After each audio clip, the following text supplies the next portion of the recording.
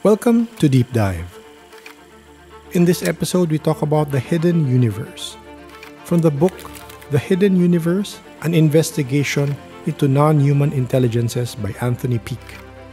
I've actually started reading the book after listening to this deep dive, and I see myself pointing out several items in the future LL portions of the podcast. Magandang araw sa iyo. Handa ka na bang sumisid sa isang medyo kakaibang usapin ngayon? Sige lang. Kasi galing dun sa mga materyale na sinuri natin, lalo na kay Anthony Peak sa The Hidden Universe, pag-uusapan natin yung mga idea niya tungkol sa mga, ano nga ba to, di pangkaraniwan o katalinuhan, tsaka kung ano ba talaga itong realidad natin. Tama. Oo. Ang layunin natin, bale, ay talagang himayin yung mga pinaka-kapansin-pansin na konsepto ni Peak. Yung mga tanong niya tungkol sa totoong mundo, di ba? Oo. At saka kung sino o ano tong mga entidad daw na posibleng, alam mo yun, nakaka-interact tayo sa ibang level ng consciousness. Based na research niya, ha? Sige. Meron siyang kwento dun na alala ko. Nung 18th century pa ata to, si Dr. Samuel Johnson. Oo, yung bato. Noon, para i-disprove daw si Bishop Berkeley na isip lang ang realidad, sinipa niya yung bato. Sabi, ayan, pinabulananan ko na. Parang ang simple, di ba? Oo, parang ang solid ng ebidensya niya, no? Pero sabi ni Peaky, sa mata ng science ngayon, mukhang mali si Dr. Johnson. Paano yun?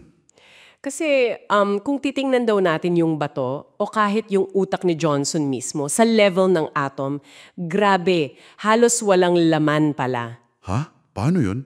Mga 99.99999% empty space daw. Bale, yung akala nating solid, hindi pala ganun kasimple.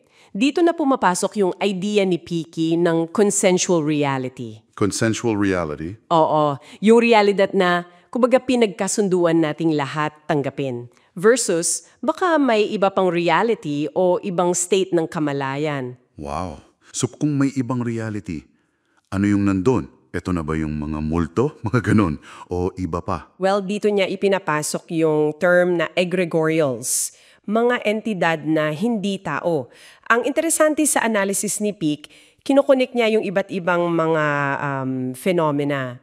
Parang pattern. Oo, parang ganun. Mula daw sa mga Anunnaki ng Sumeria, yung mga Watcher o Nephilim sa Bible, mga engkanto o fairies. Pati mga anghel, aparisyon? Oo, pati mga yun.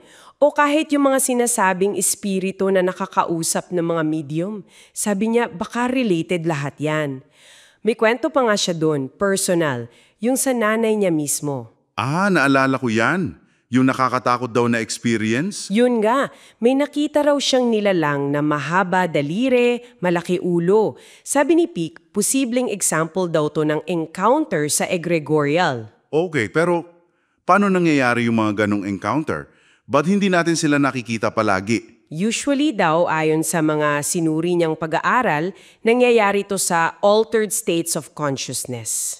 Yung parang hindi normal na state ng isip. Oo, tulad ng mga sobrang linaw na panaginip, yung lucid dreaming, o kaya near-death experiences, yung mga NDE. Tapos yung OBE, out of body. Kasama rin yun. At saka yung paggamit ng entheogens. Ano yung entheogens? Droga ba yun?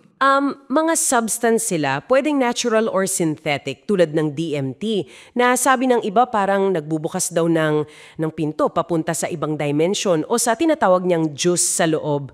Pati shamanism, binanggit niya. Yung mga shaman na naglalakbay sa ibang mundo. Oo, yung tatlong mundo daw, upper, middle, lower. Nakakausap daw nila mga espiritu doon. May theory pa nga siya tungkol sa pineal gland natin. Yung third eye. Baka raw yan yung portal, diba? Pero speculation pa lang yun, syempre. Okay, gets. So, mga entidad to na parang galing sa labas. Pero teka, may binanggit din siya na parang tayo mismo ang gumagawa. O galing sa isip? Meron din. Yung konsepto ng tulpa. Tulba. Oo. Parang thought form. na nagkakaroon ng sariling existence sa sobrang focus ng isip. May example siya doon, yung kay Alexandra David Neal. Oo. Tapos yung experiment sa Toronto. Yun, yung Philip experiment. Gumawa sila ng fictional character, si Philip. Tapos, sa tagal nilang nag-focus doon, nagkaroon daw ng parang sariling presensya si Philip. Nakakapagpagalaw daw ng mesa. Grabe. So, katang-isip lang pala yung iba. Anong point dun? Ang argumento ni Peake, hindi yung kung totoo nga si Philip in the physical sense. Ang punto niya, yung karanasan ng mga tao doon, totoo para sa kanila. May epekto. Okay. So, kinu-question niya yung linya natin between real at imaginary. Eksakto. Kasi ano ba talaga ang totoo? Pati yung mga modernong report, gaya ng UFO sightings o alien abductions, tinitingnan niya kung may echoes ba to ng mga sinaunang tema. Tulad nung shamanic dismemberment na binanggit niya. Oo, yung parang simbolikong pagkakatay at pagbuo muli ng shaman, o baka raw mga nilalang talaga to from another dimension, parang pinag-isipan na lahat ng anggulo. Kung pagtagtagniin natin lahat ng to mula kay Peake, ano ang lumalabas? Na baka sobrang limitado lang talaga ng nakikita natin. Parang ganun nga, na itong reality natin baka isang level lang. At may mga pinto, kumbaga, na nabubuksan sa ibang antas, lalo na pag nag-iiba yung state of consciousness natin. Doon daw posibleng maka-encounter ng ibang uri ng intelligence. Nakakaisip talaga. At para sa iyo, iiwan namin itong huling tanong na related pa rin sa mga ideya sa aklat. May theory si John Wheeler, It from Bit, na baka information lang talaga ang basinhan ng universe. Information. As in data. Oo. Tapos isipin mo pa yung idea na baka simulation lang to.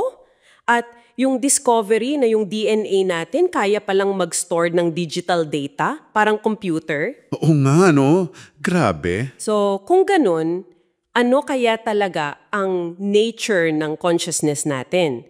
At ano ang kinalaman nito sa mga egregorial na pinag-usapan natin? Malalim na tanong yan eh. Isang bagay na pwede mong pag-isipan pa. Ayon.